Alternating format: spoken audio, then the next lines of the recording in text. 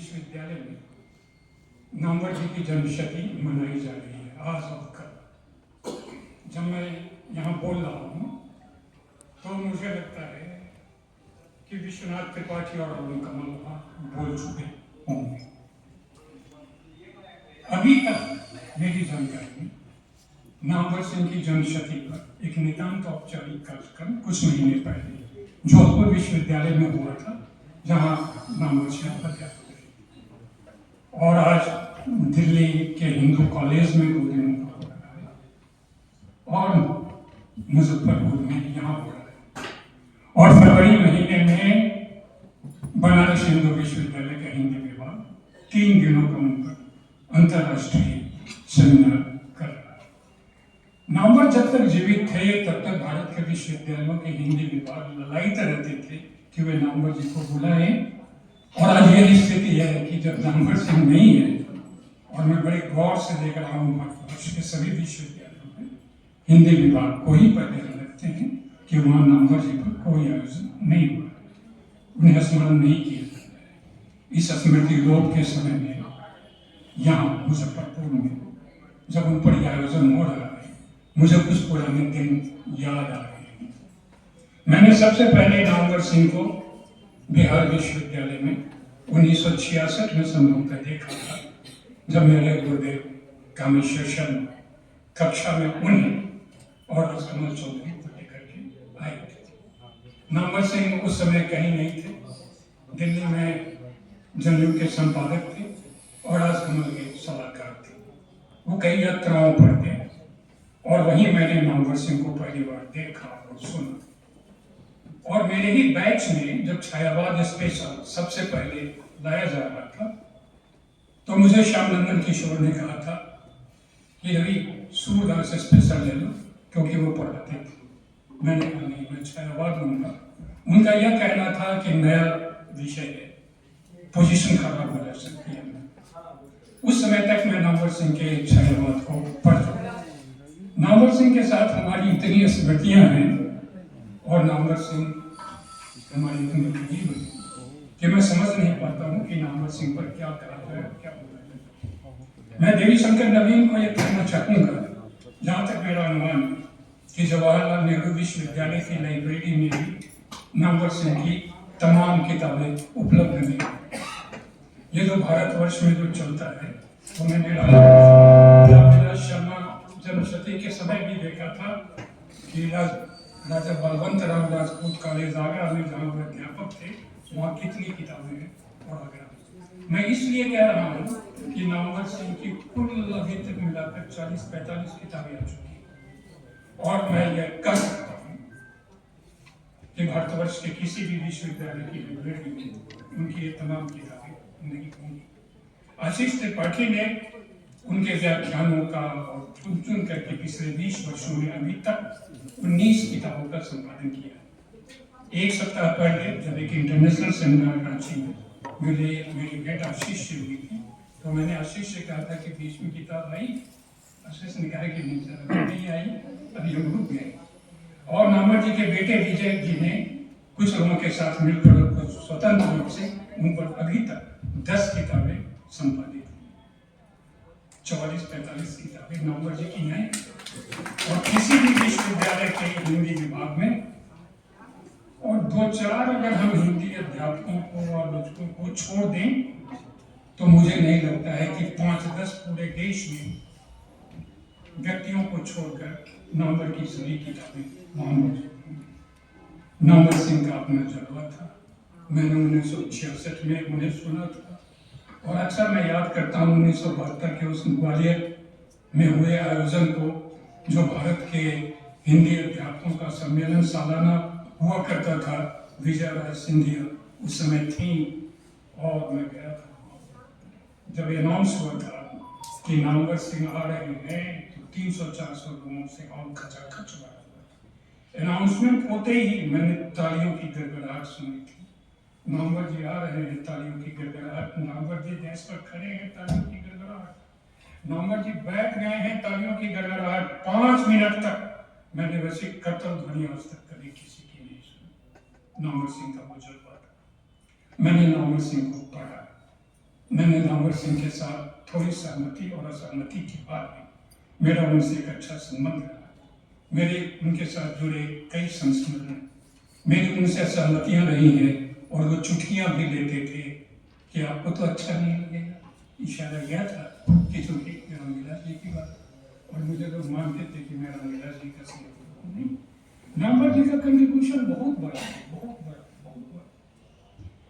सबसे पहले जिस पर अभी तक किसी ने ध्यान नहीं दिया है, नामवर सिंह के छात्र जीवन की ओर चलना चाहिए कि जब वो 6ठी 7वीं कक्षा में पढ़ रहे थे और उम्र मुश्किल से 9-10 वर्ष की रही होगी, उस समय वो समस्या पूर्ति किया करते थे और धनाक्षरी छंद में ब्रजभाषा में कविताएं लिखा। पिता की इच्छा ये थी कि बेटा किसी स्कूल में टीचर हो जाए, लेकिन नामवर जी की वो जो स्टडी है वो तो मैं चौंक जाता हूँ। मैं जब इधर देख रहा हूँ कि बचपन से ही कक्षा 6ठी 7वीं से ही संभवतः 10वीं 11वीं कक्षा में पढ़ते हुए उन्होंने लेख लिखा था अग्रचेता तुलसीदास, आप उसे पढ़िए। उस समय उन्होंने लिखा था कि दयानंद सरस्वती का, राजा राम मोहन का भारतीय समाज पर उतना अधिक प्रभाव नहीं पड़ा जितना कि तुलसीदास का। वे जब बीए के छात्र थे तब उन्होंने रामचंद्र शुक्ल पर लेख लिखा था और रामचंद्र शुक्ल पर से कई बिंदुओं पर अपनी असहमतियां प्रकट की थी। बीए में पढ़ते शमशेर ने उसी समय कहा था, हिंदी आलोचना में एक नए आलोचक का आगमन हो रहा। बीए में पढ़ते हुए उन्होंने कई अपने उल्लेख किया है। नामवर सिंह पर बोलते हुए मैं यह नहीं समझ पाता जो कि हिंदी में एक प्रचलन है कि उसके किसी एस्पेक्ट पर, जैसे कि बनारस में जो 3 दिनों की अंतर्राष्ट्रीय संगोष्ठी हो रही है, उसमें उन्होंने 25-26 सूची बनाई है, विशेष नामवर सिंह को मैं इस रूप में नहीं कि वो छायावाद के आलोचक थे, नैतिकता के आलोचक थे, प्रगतिशील आलोचक थे, मार्क्सवादी आलोचक थे। यानी 1937-38 से लेकर के अब तक क्या उनका जो लेखन है वह हमारे सामने है, अब तक का जो भारतीय समाज है वह हमारे सामने है, और अब तक का जो विश्व है वह। इसलिए नामवर सिंह को केवल साहित्यिक दृष्टि से नहीं देखा जा सकता, उनको सोशियो कल्चरल और पॉलिटिकल दृष्टि से भी देखना हमारे लिए बहुत जरूरी है।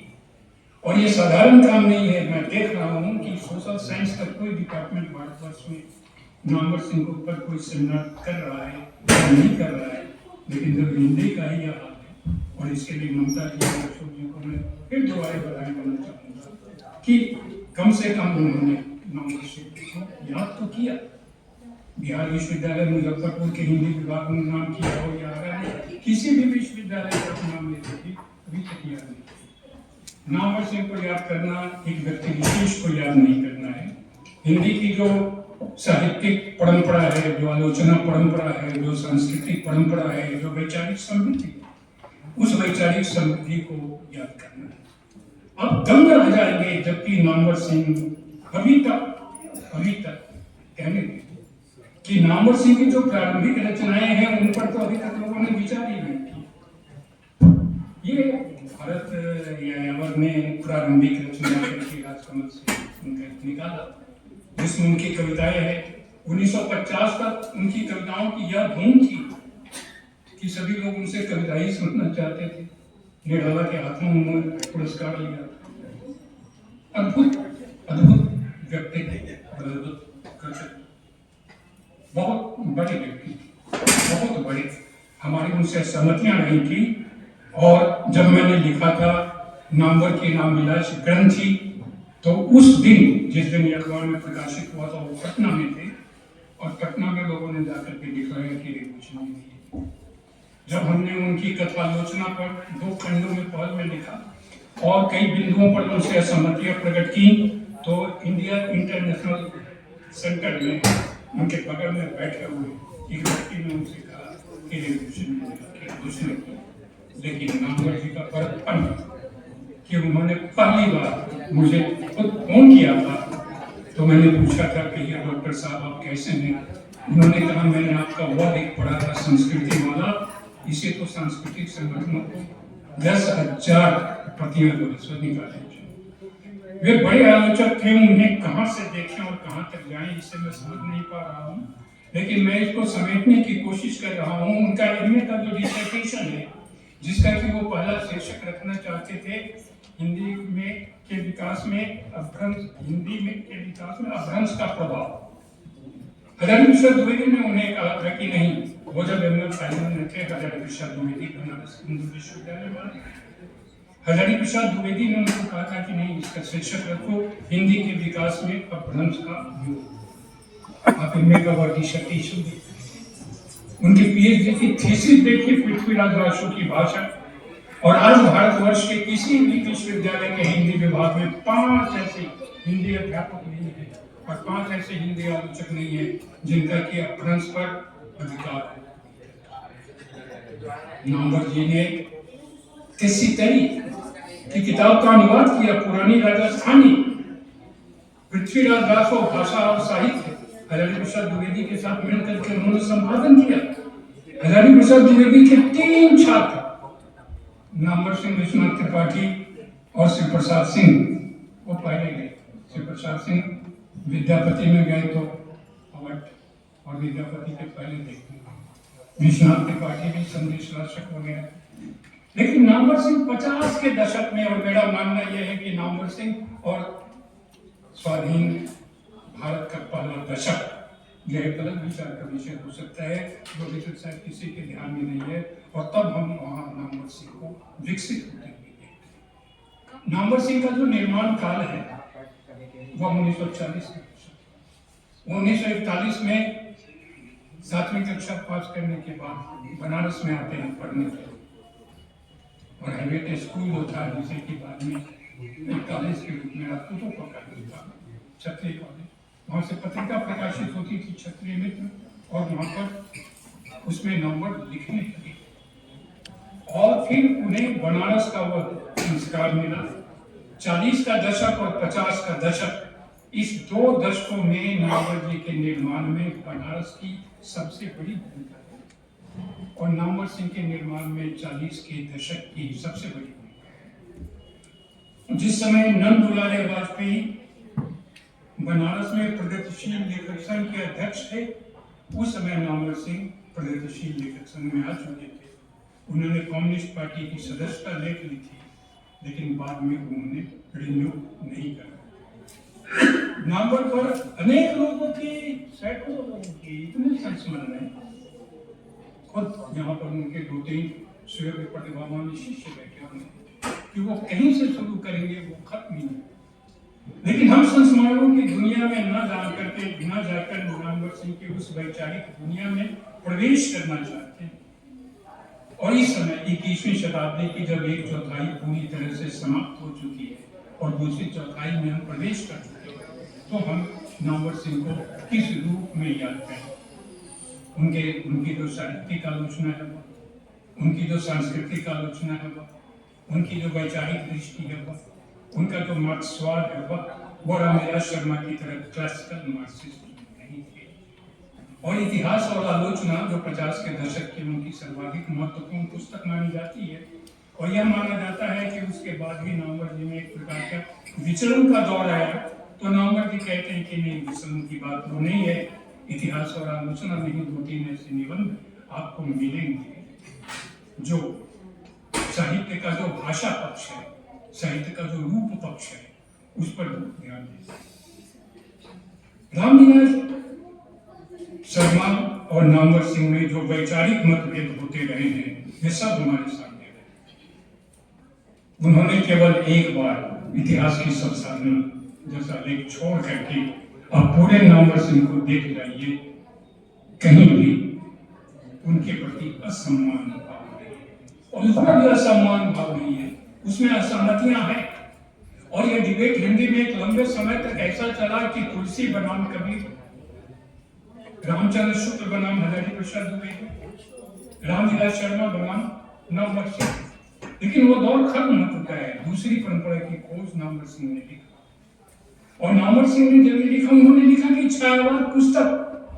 अब सोचिए, मैंने जब छायावाद स्पेशल दिया था बिहार यूनिवर्सिटी में पढ़ते हुए, उसके पहले मैं छायावाद पुस्तक में पढ़ चुका था, और अब कह सकते हैं कि मैं उसका दीवाना हो चुका था, क्योंकि पुस्तक के जो अध्याय है, उसके जो शीर्षक हैं, वो उन्होंने कविता पर रखे थे, कविता पंक्ति के आधार पर, पल पल पर परिवर्तित प्रकृति देश, प्रकृति पर देवी मां सरचरी प्राण स्त्री का।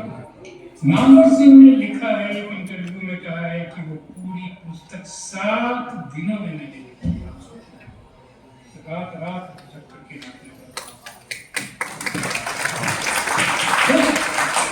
कविता के नए प्रतिमान के संबंध में उन्होंने लिखा है कि वो तो 15 दिन में मैंने पूरी पुस्तक लिखी और लिखी। उतना बड़ा गंभीर अध्येता, उतना बड़ा गंभीर चिंतन, उतना गंभीर आलोचक हिंदी में अब तो असंभव है, जबकि असंभव शब्द गलत है। लेकिन जो माहौल हम देख रहे हैं देश का, विश्वविद्यालयों का, कॉलेजों का, हिंदी अध्ययन अध्यापन का, शिक्षण और शोध का, उसमें तो हम ये कहेंगे ही क्योंकि वो रेंज बहुत बड़ा है। वह इतना बड़ा रेंज है कि आप कहीं से चल करके कहीं तक चल, कोई ऐसी विश्व की किताब नहीं थी जो आज प्रकाशित हुई है और 2 महीने के बाद या 2 महीने के भीतर नामवर सिंह के हाथ में नहीं है। उनका जो मार्क्सवाद है, मार्क्सवाद में भी कई कोटियां, कई श्रेणियां। एक आप फॉर्मलिस्ट मार्क्सिज्म को आप कह सकते हैं, लेकिन मुझे लगता है कि नामवर सिंह जेएनयू को एक फ्रैंकफर्ट स्कूल के रूप में स्थापित कर सकते थे। उन्होंने अच्छी नियुक्तियां की, केदारनाथ सिंह को बुलाया। हम सभी पक्षों पर उनको धीरे धीरे छूने का, स्पर्श करने का हम प्रयत्न कर रहे हैं। उन्होंने मैनेजर पांडे को बुलाया, पुरुषोत्तम को उन्होंने रखा और तलवार को रखा। फ्रैंकफर्ट स्कूल बन सकता था। नामवर सिंह को कभी कभी हमें लगता है कि फ्रैंकफर्ट स्कूल से क्या जोड़ करके देखना चाहिए, क्या हमें थोड़ा ही सही लुकास, ग्रामसी और लोगों वगैरह से भी देखना चाहिए जोड़ करके। लेकिन अगर हम किसी से जोड़ कर नहीं देखें और नामवर सिंह को नामवर सिंह से ही जोड़ करके देखें, आप देखिए क्या कमाल होता है जीवन में। माँ पिता दूसरा नाम रखना चाहते थे, गांव की एक महिला आई, कही कि नहीं इसका नाम नामवर। उस महिला का नाम भी बन जाता, और नामवर के जो नाम बड़ी है वो लेखन से है और उनकी वक्तृता से।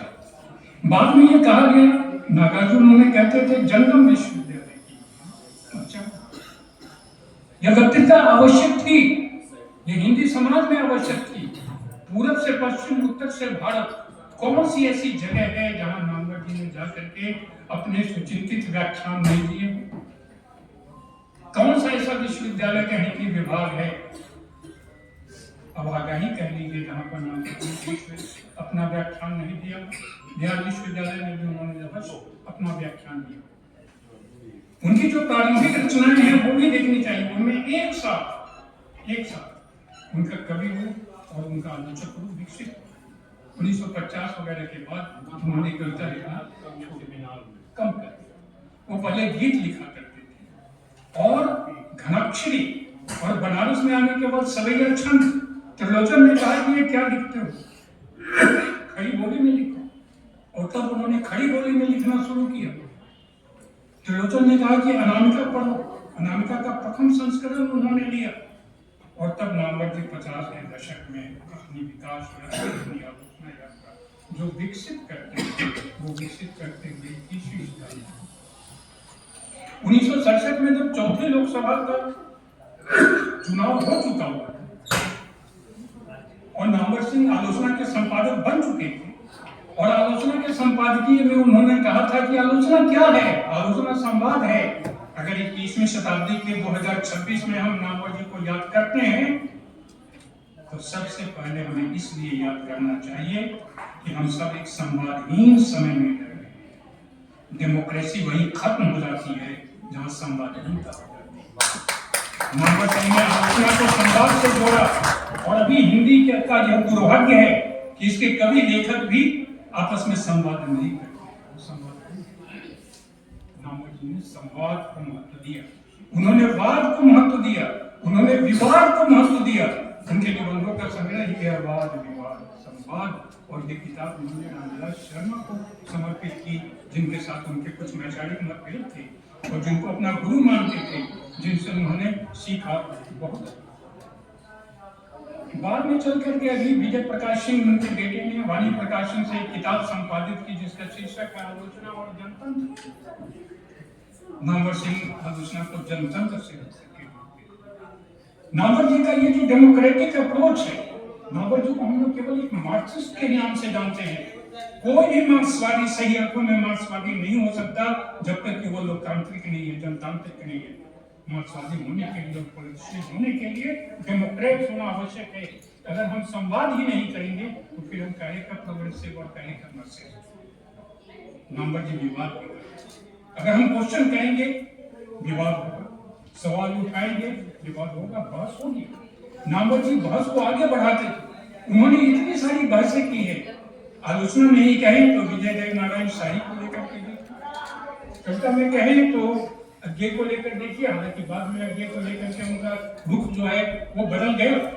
नामवर सिंह वो पहले व्यक्ति हैं जिन्होंने आधुनिक या 50 स्वाधीन भारतीय कविता के केंद्र में मुक्तिबोध को स्थापित कर। कविता के नए प्रतिमान में या तो आप मुक्तिबोध को देखेंगे या रघुवीर शाही को देखेंगे, नागार्जुन वाणी। ये कोई कमजोरी है, ये उनका अप्रोच है। हम उनके अप्रोच से सहमत भी हो सकते हैं और हम उनके अप्रोच से असहमत भी हो सकते हैं। आशीष त्रिपाठी ने उनके कुछ चीजों को चुन करके एक संकलन निकाला। उस संकलन का शीर्षक है जमाने से दो दो हाथ। नामवर सिंह जमाने से दो दो हाथ करने वाले, अब जमाने से दो दो हाथ करने वाले लोग कहाँ? नामवर जी को कितने रूपों में हम करें। उन्होंने कविता को जमीन से जोड़ करके देखा, कविता की जमीन और जमीन की कविता।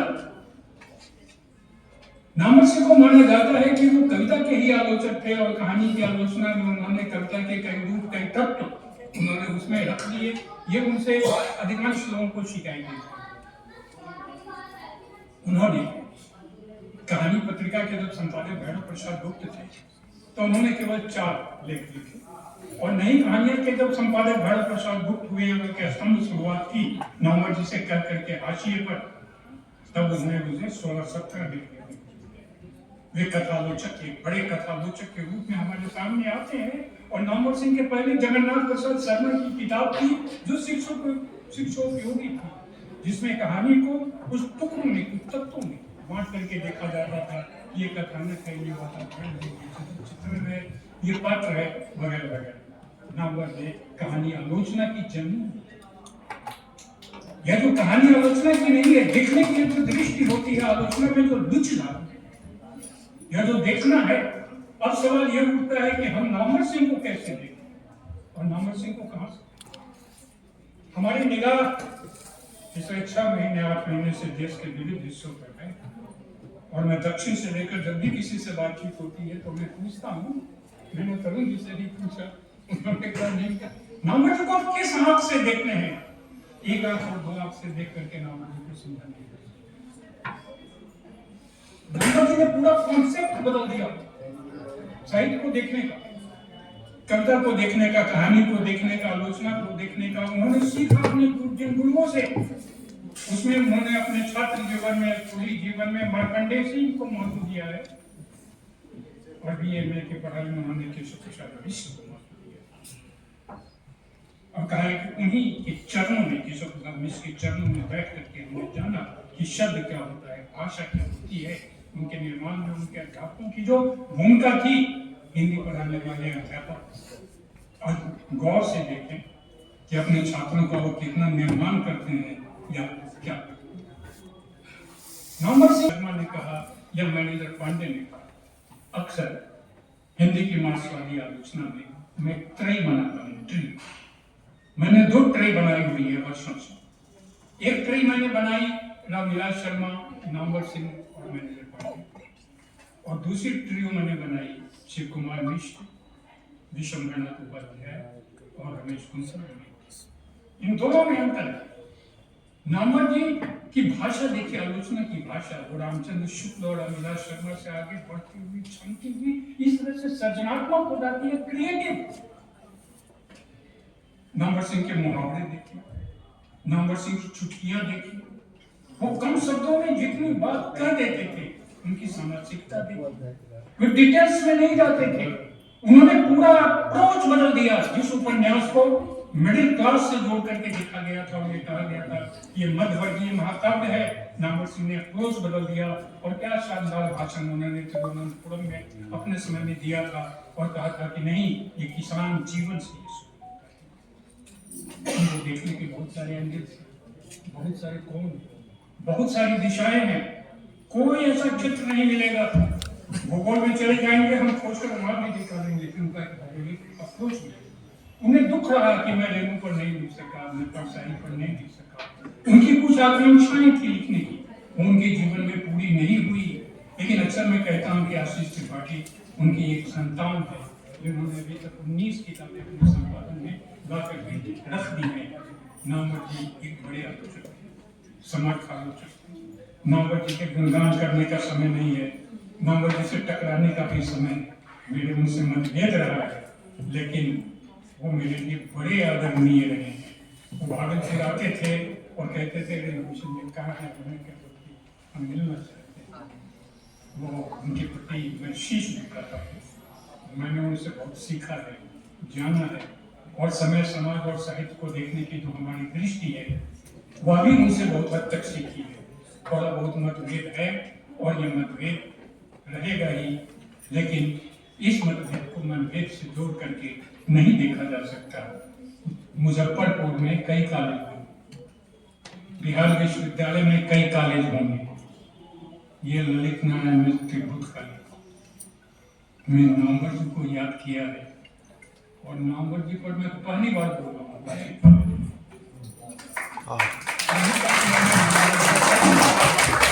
अभी तक मैंने नामवर जी पर कहीं कोई वक्तव्य नहीं दिया है, भाषण नहीं दिया है।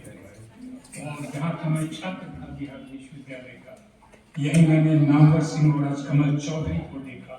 तालियों को गड़गड़ाहट सुनी और नामवर सिंह जहाँ जाते थे तो कहीं जाते, और मैं शहर में रहता, मुझे इन्वाइट नहीं किए, मैं नामवर सिंह को सुनने चला जाता था। नामवर सिंह क्या बोले कहीं मैं उसका पता नामवर जी ऐसे आदरणीय मिले। आप अपनी लाइब्रेरी में नामवर सिंह की किताबें मंगवाइए, नामवर सिंह को पढ़िए, कहीं से उलटिए, उनके इंटरव्यूज ही पढ़िए। 3-4 किताबें इंटरव्यूज की आ गई है।